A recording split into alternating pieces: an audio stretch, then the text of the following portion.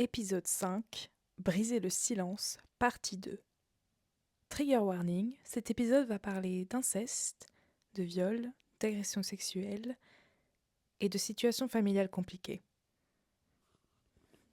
Bonjour à toutes et à tous, j'espère que vous allez bien. Joyeux Noël ou toute autre fête que vous fêtez en ce mois de décembre. Pour ma part, je suis athée, donc je ne fête pas Noël.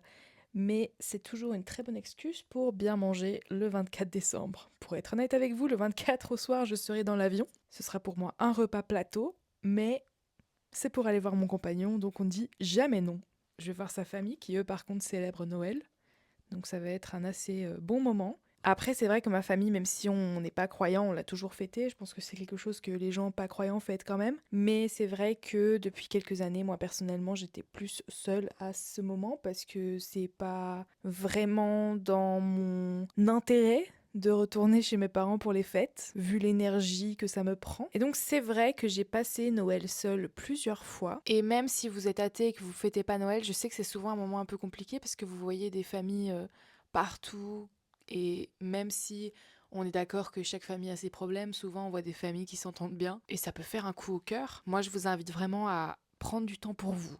Allez au cinéma le soir de Noël, allez voir un spectacle, regardez un bon film, faites-vous un repas de souverain. C'est toujours ce que j'ai essayé de faire, ou partez en vacances si vous avez les moyens. Essayez vraiment de prendre un temps pour vous, seulement pour vous ressourcer et pour aller mieux. C'est vrai que moi j'ai quand même cette chance depuis 3 ans de pouvoir le fêter avec mon compagnon et sa famille.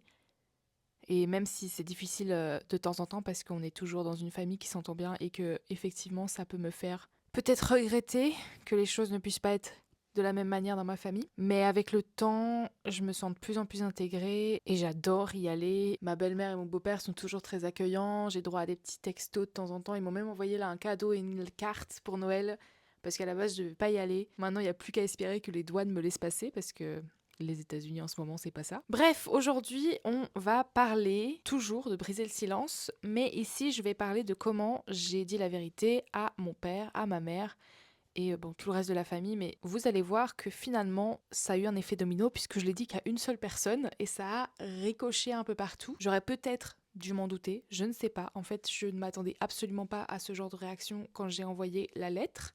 Donc voilà, on va revenir un peu en arrière. Nous sommes le 19 mai. Et quelques jours avant, j'avais eu un entretien avec ma psychologue. Et souvent, quand on parlait de justement dire la vérité à mes parents, j'étais toujours en train de trouver des excuses, de sorte que oui, mais pour l'instant, je dois me concentrer sur mes études. Oui, mais ma maman, elle va pas très bien en ce moment. Voilà, toujours des excuses pour dire que ce n'était pas le bon moment pour moi de le dire, alors que déjà avant de partir aux États-Unis, on s'était dit que c'était l'occasion parfaite, j'étais loin, je pouvais enfin me ressourcer sur moi-même et peut-être prendre mes distances pour pouvoir leur annoncer un peu mieux. Et donc le 19 mai, c'est 2 semaines avant que je doive rentrer en France parce que mon visa n'est plus valable. Et on parle de ça et je sais plus ce qu'elle m'a dit vraiment, mais ça a résonné en moi de sens que je me suis dit ok, bon, il me reste 2 semaines en Amérique, il faut que je le fasse. C'est le moment, c'est l'instant. Donc le 19 mai, j'ai décidé d'envoyer la lettre à mon père. Donc pas à ma mère, juste à mon père. Faut savoir que la lettre que j'ai envoyée à mon père, elle a eu tellement de versions différentes. J'en ai écrit plein. J'en ai écrit qui était adressée à mes 2 parents. J'en ai écrit une qui était adressée à mon père, une à ma mère. Donc ma mère a sa lettre aussi, mais elle ne l'a jamais reçue. Et je l'ai modifiée plusieurs fois. Enfin, c'était compliqué. Faut savoir que dans cette lettre, je parlais premièrement, oui, de l'inceste que j'avais vécu, mais aussi de comment, pour moi, j'avais été traitée toutes ces années par mon père et ma famille, et que je trouvais ça pas normal, puisque comme je l'ai mentionné plusieurs fois, mon papa m'a mis dehors quand j'avais 16 ans. Et donc oui, on a en fait des problèmes qui ne sont pas que liés à l'inceste. Comme j'étais aux États-Unis, ça prenait beaucoup trop longtemps d'envoyer une lettre. Je pense que ça prenait 1 ou parfois même 2 mois pour envoyer une carte postale à ma meilleure amie. Donc je me suis dit que j'allais demander à mon frère d'envoyer la lettre à mon papa pour que ça aille plus vite. Donc le 20 mai, le lendemain, mon frère a envoyé la lettre. Elle partira donc mercredi, le 21. Et donc le sort est jeté. Je suis extrêmement stressée. Pour moi, je vais perdre mon père. Il sera très en colère. Parce que je lui ai quand même dit ces 4 vérités. Il n'y a pas que l'inceste dans la lettre. Il y a aussi tout ce que j'ai vécu, tout ce qu'il m'a fait subir pendant 20 ans, que j'ai pas apprécié. Je me suis dit, ça, son courroux sera énorme. Et peut-être que cette lettre, pour lui, ce sera impardonnable. J'ai rien fait de mal, hein, on est d'accord. Je dis juste la vérité. Je reprends les rênes de ma vie et je décide de parler du mal qui m'a été fait. L'attente est assez insoutenable. La lettre partait quand même de France pour arriver en Belgique, donc on s'est dit que ça prendrait 2-3 jours. Donc voilà, le 21 mai et le 22 mai, on était juste là à stresser. Quand je dis on, je parlais de mon compagnon aussi, mais bon, lui il travaille, il avait quelque chose à faire. Moi j'étais vraiment à la maison, il n'y a pas grand chose à faire autour de chez mon compagnon, donc j'étais vraiment juste assise à stresser. Ça plus le stress de rentrer en France. J'en menais pas large. Le 23 mai, c'est un jour où on doit partir en road trip. On a décidé avec mon compagnon d'aller voir la course mythique des 500 miles de Indianapolis. Donc on partait en road trip de Atlanta à Indianapolis. Je me réveille tranquillement et là je vois que j'ai 3 appels manqués de mon père. Sachant que dans la lettre j'ai mis que si c'était pas pour dire pardon et pour reconnaître mes mots, ça servait à rien de me contacter. Je voulais plus de contact s'il n'y avait pas une reconnaissance. Donc j'avais pas vraiment envie de lui parler de vive voix, j'avais très peur, donc j'envoie un message à mon frère pour lui dire que voilà, notre papa a reçu la lettre et que voilà, le sort est fait. Ce à quoi il me répond que effectivement, ma maman, notre maman, l'a appelé. En fait, mon père a appelé ma mère pour lui dire. Ça n'a absolument pas traversé mon esprit. Il faut savoir que mes parents, ils ont divorcé, ils se parlaient plus. Ils ne peuvent pas se saquer, ils ne se parlent plus. Pour moi, je me suis dit, comme en plus mon père va être en colère avec la lettre, il va jamais appeler ma mère. J'avais tort. Donc voilà comment ma mère l'a su. C'est pas moi qui lui ai dit, c'est mon père. Ce qui fait aussi que j'ai jamais vraiment eu l'occasion de vraiment m'asseoir et dire à ma maman tout ce que j'avais à lui dire. Mais ça, on y reviendra peut-être plus tard. Je commence à pleurer, comme un gros bébé, mais j'avais le droit en même temps. J'avais vraiment pas imaginé cette tournure, donc je pleure. Taylor se réveille, donc il me tient la main et je décide d'appeler ma maman quand même pour voilà. Elle a dit à mon frère qu'elle attendrait que moi je vienne et que je lui dise, mais je voulais pas qu'elle attende très longtemps, donc voilà, je l'ai appelée directement et on pleure ensemble au téléphone et ils me disent qu'ils n'ont rien vu. Ils reconnaissent quand même que effectivement c'est quelque chose qui engendre beaucoup de souffrance. Ils me disent aussi que je suis courageuse, qu'ils comprennent mon comportement. Ça, c'est encore une phrase qui revient tout le temps. Qu'ils comprennent mon comportement des années d'avant. Et que c'est formidable que j'ai pu décrocher un master avec tout ça. Qu'ils ne savent pas quoi faire par rapport à mon frère, voilà, etc., etc. J'arrive quand même à en parler de mon père, puisque je veux quand même savoir quelles étaient ses émotions à lui quand il a appelé ma maman, parce que j'ai peur. J'ai très peur. Apparemment, il serait pas en colère, voilà. Il me rappellera plus tard, parce qu'il croyait qu'en fait, comme la lettre était envoyée de France, que j'étais déjà rentrée. Donc voilà, c'est déjà un parent qui est fait. On est un peu ébranlé avec Taylor. On se prépare quand même pour partir sur le road trip. J'ai pas envie d'appeler mon père. J'attends qu'il m'appelle. J'ai tellement peur, j'emmène encore une fois vraiment pas large. Évidemment, 1 heure après qu'on ait commencé le road trip, il m'appelle, voilà, on est dans la voiture. Je m'attendais tellement pas à ça. Alors déjà, il m'a laissé un message vocal quand il m'a appelé les 3 fois, et j'ai l'impression dans le message vocal qu'il y avait effectivement beaucoup d'émotions qui ressortaient. Pareil, un peu comme maman, il m'a dit qu'il me croyait, que j'avais été courageuse. Il m'a dit pardon. Il m'a dit aussi qu'il m'aimait et qu'il était fier de moi. Et je peux vous dire que c'est des choses que d'entendre de la part de mon père, j'étais sur les fesses, littéralement. Heureusement que j'étais assise parce que c'est des choses, c'est très dur pour lui de le dire. J'ai vraiment été mendiante de son amour pendant toutes ces années. Donc ouais, j'étais vraiment abasourdie. Donc voilà, on a parlé beaucoup. Il m'a dit de pas culpabiliser, que j'avais rien fait. Il a été voir mes grands-parents pour leur dire. Et il a aussi été confronté, mon frère, qui a avoué. Et puis bon, il voulait aussi savoir un peu plus de détails sur ce qui s'était passé. Moi, c'est très dur. Je pense que j'en ai jamais vraiment parlé, des détails sur les viols. J'en ai même pas parlé à ma psy. Mon frère, quand il a avoué à mon père, il a quand même utilisé un vocabulaire qui ne m'a pas énormément plu. C'était un vocabulaire assez romantique. On parlait de caresses, de bisous et de nudité. Et ça m'a mis un peu de temps à comprendre pourquoi ces mots ne me correspondaient pas, pourquoi ces mots me blessaient. Mais parce qu'on est sur un vocabulaire romantique, des bisous, des câlins, de la nudité. Oui, bon, voilà. Non. Des bisous, des câlins, de la nudité, c'est ce que je fais avec mon compagnon. Avec du consentement, de l'amour et de la sécurité. Les viols, c'est pas des caresses, des bisous et de la nudité. Je vais pas utiliser des mots forts ici parce que j'ai pas envie que vous soyez trop trigger, mais bon, je pense qu'on sait tous ce que c'est un viol. Et ces mots ne rentrent pas du tout dans le champ lexical. Il a fallu au moins 1 mois pour que je m'en rende compte. Quand on a raccroché avec mon papa, On s'est regardé avec Taylor, on pleurait, on riait, on savait plus quoi faire. On était en train de célébrer dans la voiture, donc on s'est arrêté à une aire d'autoroute, on s'est pris dans les bras, on a pleuré. Comme toujours, hein, quand les choses se passent trop bien, moi je ne suis pas à l'aise. Je sais que ça ne va pas durer, puisque je me souviens très bien que j'ai dit à Taylor, attends de voir. Je lui ai dit, attends. Parce que là, premier jour, jour 1, ok, j'ai le soutien, j'ai l'amour, j'ai tout ce que j'avais toujours eu envie d'avoir de la part de mes parents. C'est rêvé pour moi tout ça, mais c'est trop beau pour être vrai. J'aurais préféré avoir tort, pour une fois, mais malheureusement, je n'avais pas si tort que ça. Mais voilà, on était quand même très heureux. Le soir, on a été à Nashville, on a mangé à cette bonne nouvelle. Et surtout, moi, je me sentais déjà moins stressée de rentrer en France. Je me suis dit, tiens, peut-être que je vais pouvoir reconstruire cette famille que j'ai toujours voulu, enfin du coup pas reconstruire, mais construire justement cette vie de famille que j'ai toujours voulu, où je pouvais appeler mon père, où je pouvais avoir des parents qui m'aident, qui m'apprennent à conduire, qui m'offrent l'amour et la sécurité. Bon, j'attends toujours. Ce jour-là, ça se finit bien, on va au restaurant, voilà. Le lendemain, mon père me texte, il me dit que voilà, qu'il m'aime, qu'il pense à moi, que je peux l'appeler si besoin. Il m'a même appelé d'un petit nom mignon, ce qui arrive très rarement, hein. Donc déjà, ça m'a permis de savoir que j'avais pas rêvé, parce que je me suis dit, si ça se trouve, la nuit porte conseil, il va totalement changer d'avis. Et c'est là qu'il m'avait fait savoir voilà, qu'il allait voir mon frère dimanche. Et donc je stresse, parce que je me dis, pareil, peut-être qu'il va changer d'avis encore après cette rencontre. Donc j'étais vraiment pas bien. Le jour du Indy 500, donc la course voiture qu'on avait été voir, voilà, on s'amuse. J'avais pas forcément envie de penser à tout ça, toute cette histoire. C'était vraiment un moment où j'essayais de vivre dans l'instant. J'étais avec une amie, j'étais avec mon compagnon. Enfin, c'était vraiment incroyable. C'est une expérience que j'avais envie de faire depuis tellement longtemps. Et donc, à ce moment-là, on s'amuse bien, mais je reçois un message de mon père qui me dit qu'il m'appelle dans 30 minutes. Donc, je savais très bien que ça allait être pour parler de sa rencontre avec mon frère. J'analyse le SMS, j'ai peur, j'analyse chaque virgule, chaque lettre, voilà, chaque intonation. Je décide que aujourd'hui, c'est moi qui passe en premier. Voilà, moi ça fait 24 ans que je fais passer tout le monde en premier, aujourd'hui c'est moi. Donc je décide que je lui envoie un message lui demandant s'il peut pas m'appeler le lendemain. Parce que de toute façon, il y avait beaucoup de bruit, il n'y avait pas beaucoup de réseau. Donc ça aurait été compliqué. Il me répond qu'il n'y a pas de problème, voilà, qu'il m'aime. Donc ça me rassure un peu. Et donc le lendemain, il m'appelle et là, il parle de la rencontre qu'il a eue avec mon frère. J'ai pas trop envie de parler de cette rencontre parce que je l'ai pas vécue, je n'étais pas là.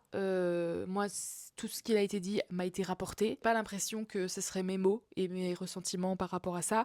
Tout ce que j'ai ressenti de ce qui m'a été dit après cette rencontre, c'est plus que je trouvais que au moins il avait avoué, il avait reconnu les faits. Ça m'a fait plaisir de voir qu'il y avait une reconnaissance. Bref, on a parlé. J'ai accepté de recevoir une lettre de mon frère. J'ai pas dit que j'allais la lire, j'ai accepté qu'il m'écrive une lettre. Et donc je savais qu'à un moment j'allais recevoir une lettre de mon frère avec ces mots à lui. Encore une fois, c'est pas quelque chose que je vais développer ici parce que c'est les mots de mon frère, c'est pas les miens. Et je pense que j'ai quand même envie de respecter sa vie privée.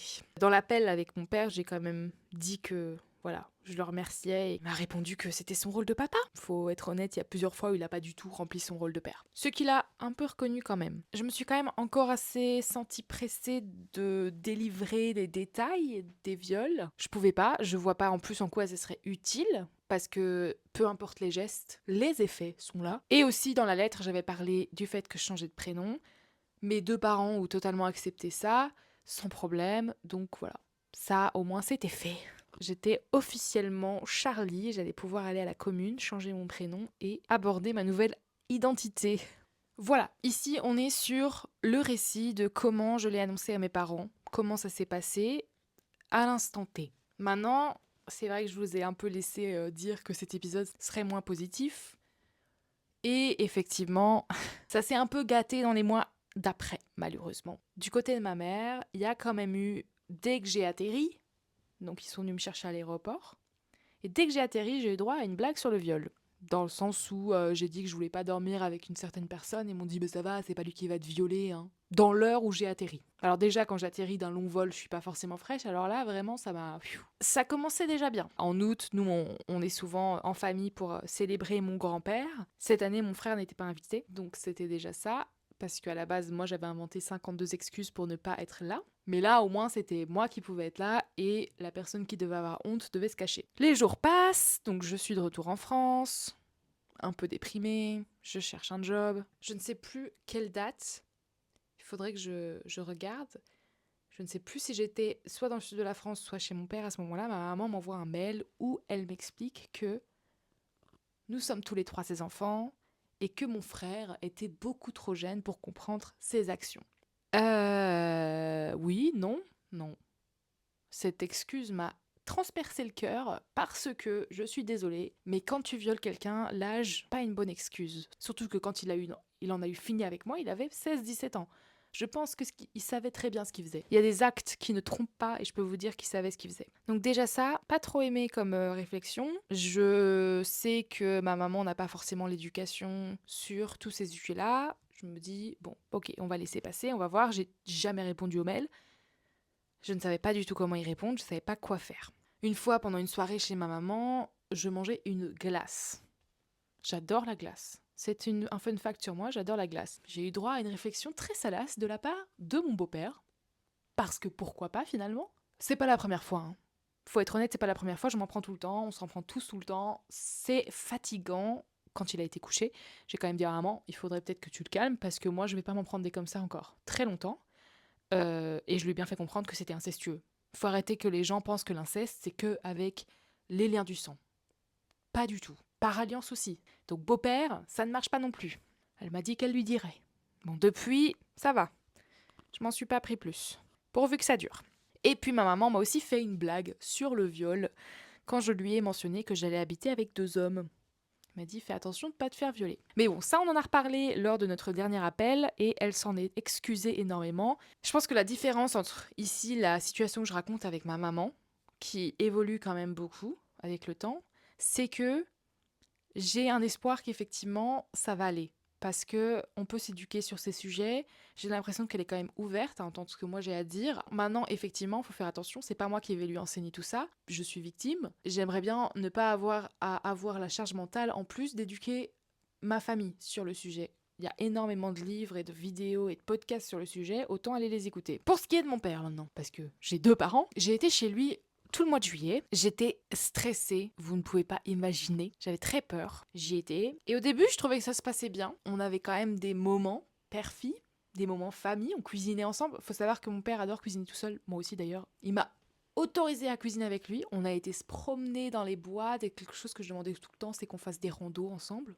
Parce que j'adore la randonnée lui aussi, donc je vois pas pourquoi on pourrait pas le faire. Mais il y a quand même eu des moments où c'était plus compliqué. Un moment, je vais pas rentrer dans les détails, pareil, parce que ce n'est pas une histoire qui m'appartient, mais à un moment, c'était tendu entre mon père et sa compagne. Et ça juste à me ramener à l'époque où c'était tendu entre moi et où on se parlait pas. Il y avait juste une mauvaise ambiance dans la maison qui me ramenait des années en arrière quand j'avais 15 ans et que je voulais pas rentrer de l'école parce que je savais que ça allait être une ambiance de merde. Donc c'est vrai que là, tout de suite, je me sentais pas très très bien. Je savais que j'avais rien à faire dans l'histoire, mais j'étais pas bien. Ensuite, on est évidemment revenu sur l'inceste, la lettre, ma relation avec mon père dans le passé, la lettre que mon frère m'avait envoyée, puisque je l'ai eue à ce moment-là. J'ai énormément pleuré. Encore une fois, je pense que j'ai pleuré pendant 1 heure sans m'arrêter, voire plus.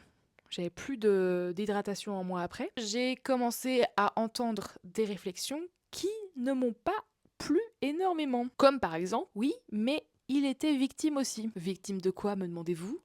Du climat incestuel. Alors, soyons honnêtes, oui, il l'était. C'est vrai. Mais moi aussi. Et mon autre frère aussi. Est-ce qu'on a été autour violer des gens? Non. Me mettre sur la même marche que mon frère en tant que victime, je trouve ça d'une violence. Oui, bon, il t'a violé, mais il a pas eu une vie facile lui aussi. Donc déjà, j'ai dû entendre ça, ça m'a pas beaucoup plu. Ensuite, je ne sais pas pourquoi, même quand je me levais le matin et que j'étais encore à moitié dans le gaz, j'avais droit à des mentions d'articles sur le viol. C'est-à-dire que chaque fois qu'il y avait une news qui parlait de viol, on m'appelait. On me disait, hey, Charlie, viens voir, regarde. À quel moment, à 9h du matin, je viens de me réveiller, ou même à 18h du soir, si vous voulez, à quel moment j'aurais envie de lire ça? Je veux dire, je sais que le monde est fucked up, je sais qu'il y a beaucoup de problèmes, je sais qu'il y a une victime de viol toutes les 6 minutes, il n'y a pas besoin de me le rappeler. Vous inquiétez pas, j'en suis très consciente. Me rappeler ça tout le temps, à un moment, faut arrêter. Surtout que moi, quand on me dit ça, je me dis, ils ont trouvé un truc sur le cinéma, ils savent que j'aime bien, ou ils ont trouvé une offre d'emploi qui pourrait me plaire. Je me dis, c'est mignon, ils pensent à moi. Ils pensent à moi quand ils lisent des articles de viol. Super, super, l'amour fou, je vous dis. Et en plus de tout ça, quand on parlait de la situation familiale dans laquelle on est en ce moment, il y avait quand même beaucoup ce discours de oui, bon, pour l'instant, on comprend que tu lui parles pas, mais dans quelques années, je pense que ça serait bien que vous puissiez vous asseoir, lisser les choses, et on reviendrait une famille unie. Pardon. Déjà moi, j'ai pas envie. Mon frère aussi, mon autre frère n'a pas envie non plus. À quel moment on va voir une fille violée et on lui dit tu crois que tu pourrais devenir pote avec ton violeur? Je veux dire, d'accord, ok, sur l'arbre généalogique, sur les papiers, c'est mon frère sanguin, ok, super, on a des liens sanguins, waouh. C'est tout ce qui nous lie. J'ai rien à lui offrir, j'ai rien à lui donner, il a rien à m'offrir, il a rien à me donner. Je vois pas pourquoi je le pardonnerais. En premier, pour moi, c'est mon violeur, c'est tout. Quel moment on va s'asseoir et il y aurait une discussion qui réglerait ce problème? À part si tu me fais une lobotomie, je vois pas comment je pourrais oublier en fait. J'ai trouvé ça aberrant. Et je pense que dans leur tête, c'est toujours envisageable. C'est vrai que j'ai pas stoppé, j'ai pas mis mes limites, j'ai pas dit non, c'est mort, moi toute ma vie, c'est fini là. J'aurais peut-être dû. Je savais pas trop encore comment naviguer cette nouvelle relation. J'étais vraiment perdue. C'est vers la fin du mois, quand je suis partie et que j'ai eu un rendez-vous avec la psy, que quand j'ai parlé de ce qui s'était passé, j'étais en mode ah ouais, en fait, il y a plein de trucs qu'ils ont dit qui sont très problématiques. Déjà, c'était un mois bizarre, puisque moi, à la base, j'avais fait le deuil de mon père. Je me suis dit, après cette lettre, il me parlera plus, c'est peut-être mieux, c'est peut-être ce dont j'ai besoin. Donc je l'avais mis de côté, j'étais en mode c'est pas grave, on fait le deuil de son père et la vie continue. Et là, non, on me redonne de l'espoir. Pour l'enlever tout de suite après, je ne sais plus où j'en suis à ce moment-là. Quelque chose qui revient aussi beaucoup du côté et de ma maman et de mon papa, c'est oui, mais nos petits-enfants, tu comprends, on peut pas arrêter de les voir. À quoi je réponds, oui, c'est vrai. Parce que je les aime, mes neveux, enfin, je veux dire, ils ont rien fait, ils sont nés sur cette planète. Malheureusement, leur père, bon, c'est un violeur. Ok, bon. Oups, eux, ils ont rien fait. Donc je n'ai aucun ressentiment par rapport à eux. Si ils ont tout l'amour que mes parents n'ont jamais pu nous donner, tant mieux. Donnez-leur. Nous, c'est trop tard, apparemment. Mais cette excuse, je sais pas. En fait, je sais pas quoi en faire. Je ne sais absolument pas comment réagir à ça. C'est un peu compliqué de savoir comment gérer toute cette situation. Et j'en ai aussi parlé à ma mère, parce que c'est vrai que peut-être que moi, dans un monde idéal, je voudrais peut-être qu'ils arrêtent de parler totalement à mon frère, que voilà, que les ponts soient coupés. Peut-être que c'est ça que je souhaite. Et je ne saurais pas vous le dire parce que du coup, il y a mes neveux qui sont là et je sais pas. Parce ils ont le droit de connaître leur grand-père. Ils ont le droit de connaître leur grand-mère. Après, ils auraient aussi le droit de connaître Tata, hein, mais malheureusement, ça, on n'y est pas. Je pense qu'il y a beaucoup d'envie de la part, en tout cas, je sais de mon père, de ma mère, je ne sais pas, de mettre ça dans le passé. Ils m'ont dit, on a dit tout ce qu'on avait à dire, tout ce dont on a souffert, on le prend et bim dans le passé. Ce qu'ils comprennent pas, c'est que moi, le passé, c'est le présent. Hein. C'est bien connu, hein, les traumas, même si ça s'est passé il y a 20 ans, nous, on les vit aujourd'hui comme si c'était toujours le présent. Et je souffre toujours aujourd'hui, d'ailleurs, de ce qui s'est passé il y a 18 ans. Comme quoi, je ne peux pas, moi, les mettre dans le passé. C'est trop facile de dire « Ah, bon, voilà, ok, t'as souffert, on le reconnaît, oups, pardon. Tu sais quoi, on va tout oublier et on va recommencer sur de bonnes bases. » Non, vous n'oubliez pas tout. Vous prenez en compte que vous avez merdé et vous faites mieux. Parce que là, du coup, c'est quoi? C'est on reprend au début, mais du coup, bah, ça va faire le même problème. Enfin, je comprends pas. Je veux dire, c'est bien connu hein, de connaître le passé pour pas refaire les mêmes erreurs dans le futur. Bon, on va rien dire parce que pour l'instant, on est en plein dans 1939 là, mais voilà. C'est une autre discussion, je ne parlerai pas politique dans mon podcast, même si tout est politique. Et pour ce qui est, quand même, parce que mon frère a fait des enfants avec une femme qui est toujours là. Alors déjà, j'ai envie de vous dire que cette femme, c'est ma cousine par alliance. Personne n'y voit un problème, à part moi. Comme je le dis, l'inceste, c'est par alliance aussi. Voilà. Donc finalement, ça ne s'arrête jamais. Donc quoi, on arrête de me violer pour aller du coup avec la cousine. Je suis perdue. Je suis perdue. Ça gêne personne, donc écoutez, pourquoi pas, hein, vous faites ce que vous voulez, bye bye, tant qu'il y a du consentement, j'ai envie de vous dire, pourquoi pas, c'est encore un débat à avoir, mais cette personne a beaucoup de ressentiment à mon égard parce que j'ai gâché la vie de son compagnon. J'ai pas l'impression d'avoir gâché sa vie plus que ça, hein. Je veux dire, il a toujours un job, il a toujours une femme, des enfants, une maison, de l'argent, l'amour de ses parents, donc je me vois pas ce que j'ai gâché. Et encore une fois, je n'ai rien entendu de tout ça, ça a été rapporté à mes parents qui m'ont rapporté à moi, je préfère le dire. Il m'a été aussi rapporté, et il faut prendre aussi encore une fois ça avec des pincettes et des gros guillemets, que j'aurais séduit mon frère. Bien sûr, ouais, à de haut de mes 6 ans, mon frère, je l'ai séduit. Parce que j'avais que ça à faire, bien sûr. Voyons. Pardon, mais la culpabilisation du truc, ça me... Les complices, là, faut arrêter. Hein. Faut arrêter d'être complice de l'inceste, les gars. Ou de toute autre violence, d'ailleurs. Cet épisode devient un peu long. Hein. Je pense que... Je sais pas si tout est clair, parce que je vous avoue que je pars un peu dans tous les sens. C'est pas forcément une période que j'ai envie de revivre, mais je la revis quand même, parce que je pense que c'est important d'en parler. Je vous avais dit, hein, cet épisode sera beaucoup moins positif que le dernier. Je pense que c'est pour ça que je l'ai fait dans mon lit. D'ailleurs, j'ai pas filmé aujourd'hui parce que je vous avoue, j'enregistre vraiment entre deux parce que je voulais enregistrer cet après-midi, mais comme j'ai la machine à laver qui marche dans ma chambre, je ne peux pas enregistrer. Et là, par exemple, vous voyez, là, je sais que je dois bientôt m'arrêter parce qu'on a une chorale en dessous de chez nous qui commence à faire leurs échauffements de voix. Donc là, je sais que je vais devoir arrêter. Mais bon, c'est pas grave. Écoutez, joyeux Noël. Hein. Faut bien que les chorales, elles chantent. Au moins, ça met de l'ambiance dans l'appartement. Je pense que je vais m'arrêter là de toute façon parce qu'effectivement les gens commencent à chanter, j'ai pas envie de devoir faire trop de modifications dans l'audio et que ça soit un peu mauvais. J'espère que ça vous, je sais pas dire vous a plu, mais que ça vous a aidé d'entendre mon récit sur comment j'ai brisé le silence. Le prochain épisode, on parlera de qu'est-ce qu'il y a après, qu'est-ce qui se passe après ça, où j'en suis, parce que c'est vrai que j'avais des attentes face à ça qui n'ont pas forcément été rencontrées et je pense que c'est important d'en parler. Je pense que il faut en parler. Mais en attendant, passez de bonnes fêtes, qu'importe votre religion ou votre non-religion. Ayez un agréable réveillon du Nouvel An. Amusez-vous ou pas. Si vous, votre amusement, c'est de rester dans votre lit avec un livre et une tasse de thé, eh ben je comprends parce que moi aussi. Donc franchement, faites ce que vous voulez. Prenez du temps pour vous, surtout si vous... Et j'espère que vous avez quelques vacances pour vous reposer et vous détendre. J'ai pas oublié le fun fact, ne vous inquiétez pas. Et c'est un fun fact spécial Noël. Comme j'adore l'Islande, nous partons en Islande, où les enfants reçoivent des cadeaux des 13 Yule Lads. Je suis désolée pour mon accent extrêmement merdique. Ce sont des trolls malicieux. Et donc pendant les 13 jours précédant Noël, ils reçoivent un cadeau par jour. J'ai entendu ça sur Instagram le jour et je l'ai revu là en tapant sur Ecosia. Fun fact Noël. Ah, je vais pas aller chercher loin, je vous avoue. Enfin, il y en a que je vais chercher plus loin. N'hésitez pas à me retrouver sur Instagram où j'essaye le plus possible de poster, que ce soit des stories où je vous fais un haul de livres ou des petits reels où je vous fais une critique de livres, de films, où je vous parle de ma vie, ça dépend. Et je suis aussi disponible sur Patreon où vous pouvez soutenir le podcast. D'ailleurs, j'ai reçu mes stickers, donc n'hésitez pas si vous en voulez de m'envoyer un DM pour que je vous en envoie quelques-uns. C'est des stickers promotionnels avec un petit QR code et le logo du podcast. Donc n'hésitez pas, ils sont disponibles.